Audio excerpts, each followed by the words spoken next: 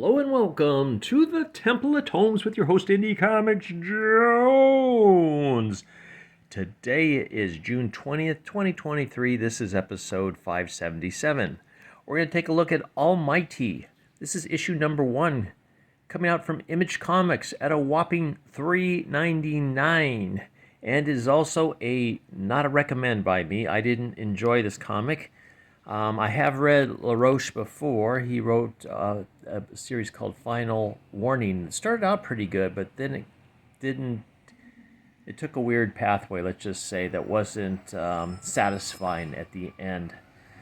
Anyway, on the cover here we have the back, and we don't know who it is, but apparently there's like these strange symbols we'll see throughout, and I guess it's representing different groups.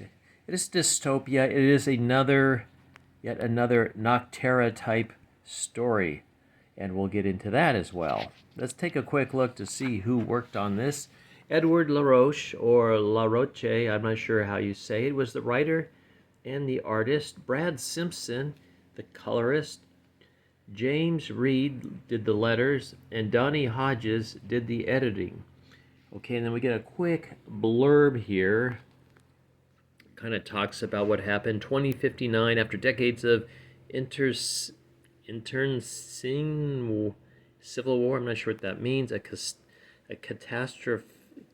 catastrophic environmental disaster on the American West Coast brings all factions together to contain it. Now, I don't know why there's factions or whatever because of the Civil War. How many factions? I don't know. 20 years later, construction on the Zone 1 superstructure, a wall 250 meters tall. That's really tall. And 80,000 kilometers long. That's really long. Bankrupts and isolates the country from the rest of the world. I don't know if that's a kind of an allegory to the wall that they're trying to build down in the south, or they've stopped building actually on the southern border here.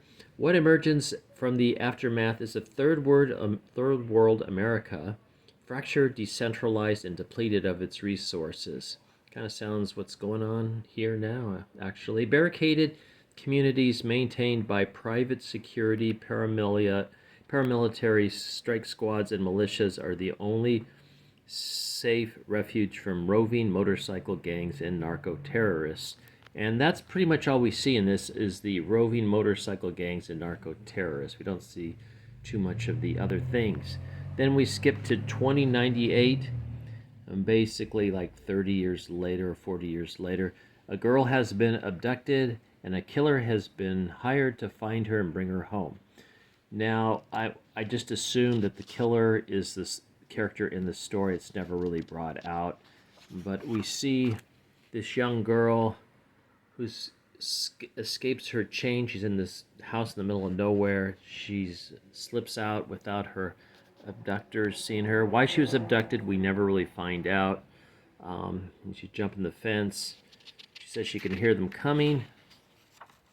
She continues to run like heck.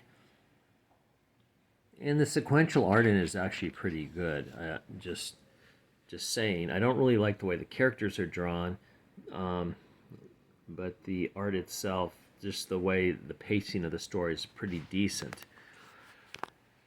So we get run. They catch up to her, and just as they're about to catch her, there's a sniper in the woods. And I believe this is supposed to be the killer that they talk about in the little blurb there. He takes out the people that are chasing her.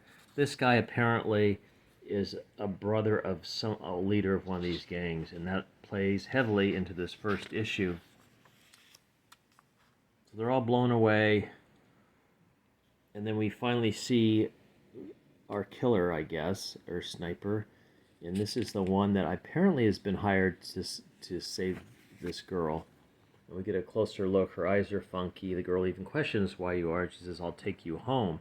It's never really said what home is. I'm assuming it's that West Coast fortress that is bankrupt. The story kind of continues along.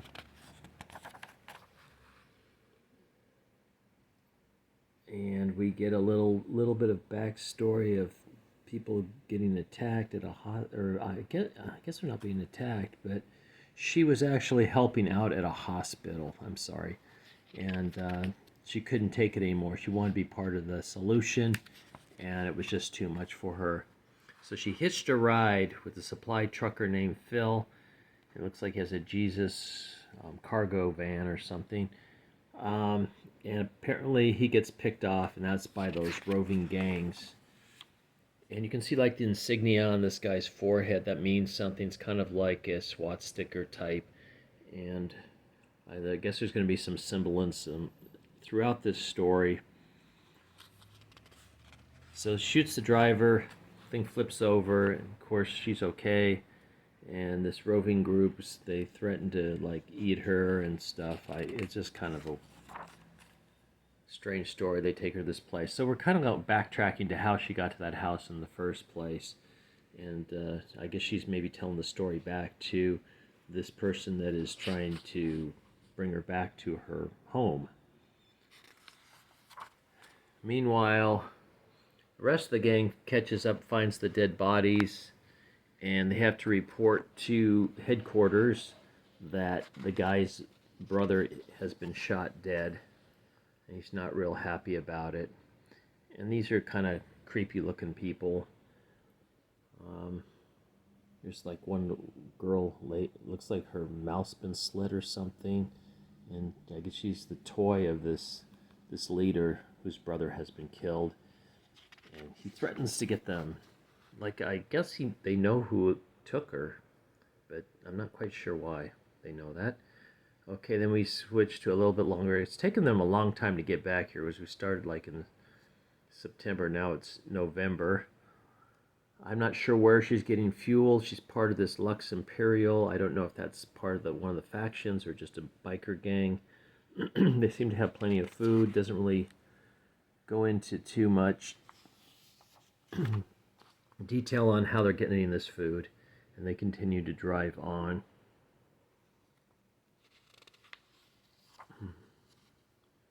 And it just kind of meanders at this point a little bit.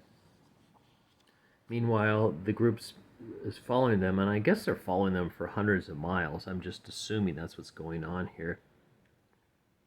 So they've left their headquarters and they're continuing to move. They're trying to figure out which way they've gone. I don't know how you track someone down when you really don't have a direction on which way they went. They just assume that they're going to take some back roads. And that's how the first issue ends. Like I said, to me it's a Nocterra knockoff. Nocterra was recommended, but it seems like there's a lot of stories that are similar to this out now. Okay, I mentioned the warning before. This is LaRoche's earlier book. It came out maybe 5 years ago now. It was a while. It's available in trade paperback. And here's I'm assuming this is either the cover or scenes inside of issue 2 for Almighty. Okay, and that's that. My name is Fale. That's the name of the killer that has rescued the young girl. I'm here to take you home. And unfortunately for me, this was a fail. But maybe you'll like it. I don't know. Anyway, thanks for stopping by and watching this review of Almighty. The first #1 coming out for Image. As always, please like, please subscribe if you haven't, please leave comments, and we'll see you next time at the Temple of Tomes. This is Indie Comics Jones bidding you adieu.